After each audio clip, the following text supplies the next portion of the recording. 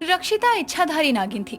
भोलेनाथ के सबसे प्रिय सावन के महीने में रक्षिता धरती लोक पर भ्रमण के लिए आती है और देखती है कि सभी कंवारी और शादीशुदा लड़कियां शिव के व्रत रखे हुए हैं और वो शिव के मंदिर में शिवलिंग पर जल चढ़ा रही है। ये सब देखकर रक्षिता कहती है, कितना पावन नजारा है। धरतीवासी शिव को कितने प्रेम से अभिषेक करवा रहे हैं, पुष्प अर्पित कर रहे हैं, वो भी शिव के सबसे प्रिय माह में। हे शिव, सबकी मनोकामना पूरी करना। रक्षिता यूं ही काफी देर भक्तों और उनके भक्ति करने के तरीके को निहारती है, जिसके बाद वो आसपास की जगहों पर घूमने लगती है। क्योंकि रक्षाबंधन का त्योहार नजदीक ही था, इस वजह से आसपास के बाजारों में सुंदर सुंदर राखियां बिक रही थी, जिन्हें देखकर रक्षिता कहती है, अरे वाह, ये सब क्या है? ये कितनी सुंदर है, पर ये किस काम में आती है? नागलोक में तो कभी ऐसा कुछ नहीं देखा। एक काम करती हूँ, दुकानदार से ही पूछ लेती हूँ। सुनिए भैया जी, ये क्या है? अरे मैडम, मजाक कर रही हो क्या? राखी है, खरबूजा थोड़ी ना है। राखी? नाम तो बहुत अच्छा है, पर ये किस काम में आती है? इसे गले में पहनते हैं या पैर में? कमरबंद तो होगी नहीं, छोटी बहुत है।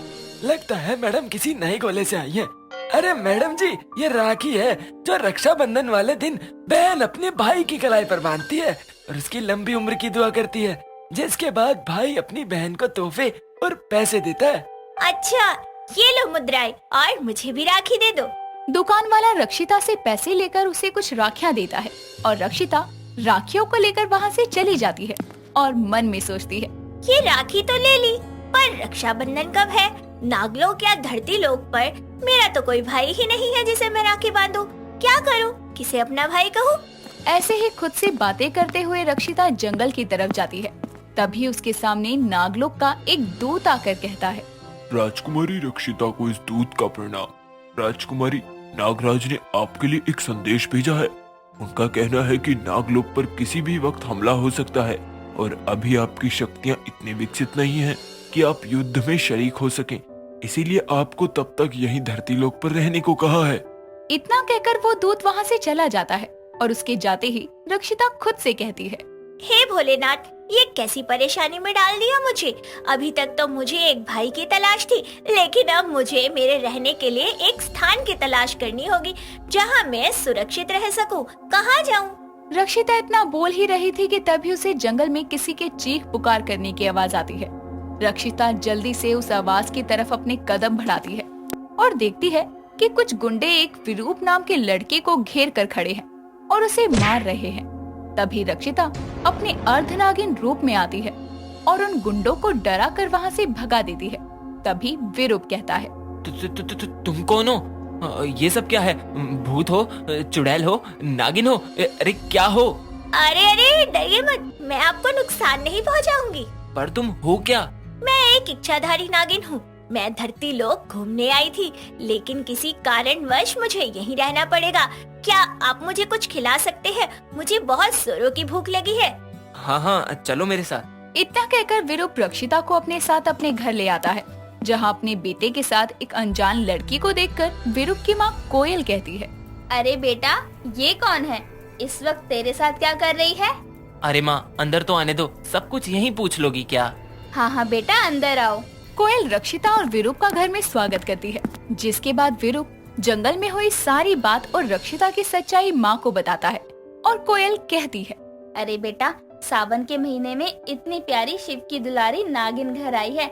रक्षिता बेटा, तुझे जितने दिन यहाँ रहना है आराम से रह। आप बहुत अच्छी है माँ, माफ करना, वो इन्होंने आपको माँ कहा तो मैंने भी कह दिया। हाँ बेटा, मुझे तू माँ बुला सकती है। चलो आराम करो तुम दोनों, मैं खाना लेकर आती हूँ। इतना कहकर कोयल वहाँ से चली जाती है और खाना डाइनिंग टेबल पर लगा देती है, जिसके बाद सब लोग आराम से बैठकर खाना खाते हैं और रक्षिता बोलती है, माँ, कितना उत्तम भोजन है ये।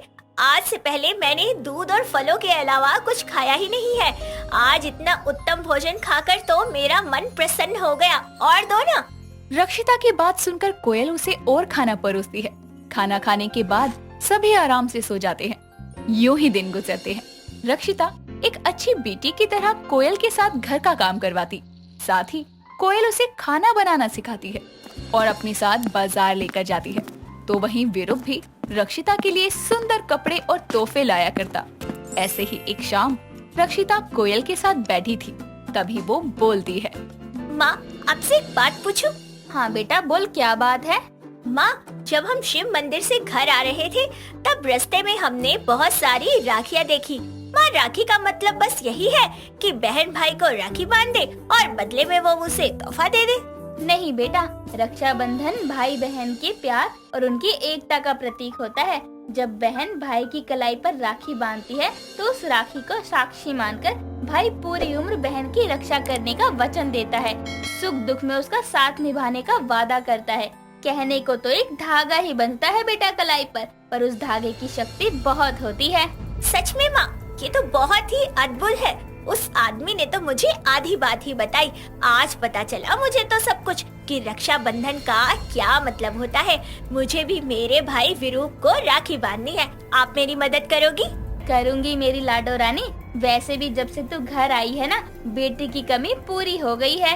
इतना कहकर कोयल रक्षिता को अपने साथ बाजार ले जाती है, जहाँ से दोनों विरूप के लिए तोहफे और पूजा का सामान लेती हैं। अगली सुबह जल्दी से उठकर नहा धोकर कोयल और रक्षिता तैयार होती हैं और पूजा करती हैं, जिसके बाद कोयल एक राखी रक्षिता के हाथों से भगवान के चरणों में रखवाती है और फिर विरूप को राखी बांधने के लिए कोयल रक्षिता को थाल सजा कर देती है और विरूप को आवाज देती है। विरूप बेटा, आजा। क्या हुआ? क्या काम है? भैया, आज रक्षाबंधन है, आप भूल गए? आपकी ये नागिन बहन आपको राखी बांधेगी। रक्षिता, सच में? जी भैया, एकदम सच में। चलिए बैठिए। हाँ हाँ, क्यों नहीं। इतना कहकर विरूप जल्दी से सर ढककर बैठ जाता है, जिसके बाद रक्षिता कोयल के बताए अनुसार सबसे पहले विरूप की आरती उतारती है, फिर उसे तिलक लगाकर उसकी कलाई पर राखी बांधती है और मिठाई खिलाकर उसका मुंह मीठा करवाती है। तभी विरूप रक्षिता को उपहार स्वरूप पैसे देता है, जिसे देखकर रक्षिता कहती है। नहीं भैया, मुझे ये सब नहीं चाहिए। आप मुझे इस घर में लाए तो मुझे पता नहीं था कि रिश्ते इतने खूबसूरत होते हैं। माँ के साथ रहकर मैंने धरती लोक की परंपराओं को जाना। आप दोनों ने मुझे इतना प्यार दिया, वो भी मेरी सच्चाई जानने के बाद। ये नागिन बहन हमेशा आपकी आभारी रहेगी भैया।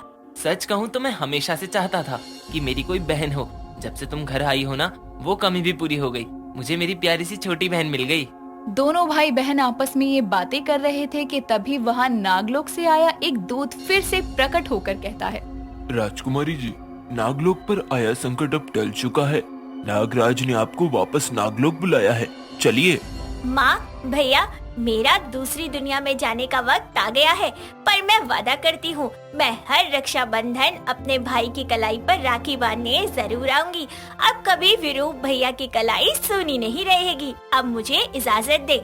इस तरह रक्षिता उस धरती लोक पर अपने भाई विरूप के साथ रक्षाबंधन मनाकर नागलोक वापस लौटती है और हर साल रक्षाबंधन पर विरूप को राखी बांधने उस लोक से इस लोक आने लगती है।